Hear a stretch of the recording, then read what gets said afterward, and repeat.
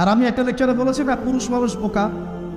পুরুষ মানুষ কেন বোকা? কারণ সে সবাইকে খুশি করতে চায়। সে চায় মা সুখে থাক, বোন সুখে থাক, স্ত্রী সুখে থাক, যদি আরও স্ত্রী থাকে ও সুখে থাক, সন্তানরা সুখে থাক, সবাই ভালো থাক। এবং তাদের ভালোর জন্য তারা কত কষ্ট করে, দিন রাত ডিউটি করে, অফিসে যায় আসে, জ্যাম ফেস করে, মানসিক প্রেশার নেয়, শারীরিক প্রেশার নেয়, তাই না? অথচ এই কষ্ট কিন্তু মহিলারা বোঝে না। বোঝে? সবাই বোঝে না। আছে অনেক ভালো স্ত্রী আছে, কিন্তু সবাই কিন্তু বোঝে না। মনে করে যে পুরুষ মানুষ মনে হয় ভোগবাদী, খালি মেয়েদেরকে ভোগ করতে চায়। অথচ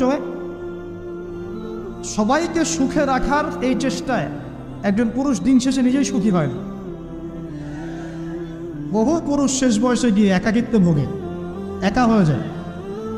এই জন্য বলছি ফ্যান্টাসি বাদ দেন। ফ্যান্টাসি বাদ দিয়ে হালাল রিজিক হয়েছে, একটা নেককার পরহেজগার মেয়ে দেখে বিয়ে করেন, ব্যাস তাকে নিয়ে দুনিয়ার ছোট্ট জীবনটা কাটিয়ে দেন।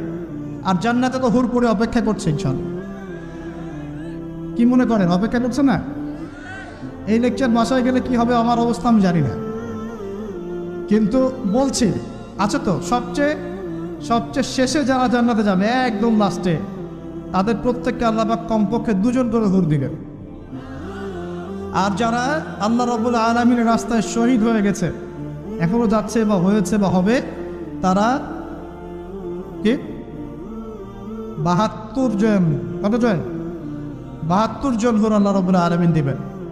বাস ইস্যু তৈরি করে দিলাম, এখন নাস্তিকরা লেগে পড়বে এতগুলো মেয়ে কেন, কি ইত্যাদি ইত্যাদি।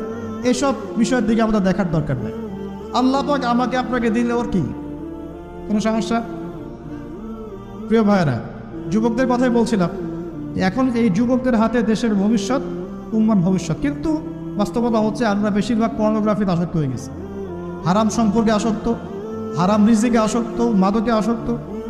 এখান থেকে বেরিয়ে আসতে হবে। বেরিয়ে আসার পদ্ধতি কি? এই যে আমার হাতে যে কিতাব দেখছেন, আল কোরআন, এই কোরআন আপনার সমস্ত হতাশা দূর করে দিবে চাক।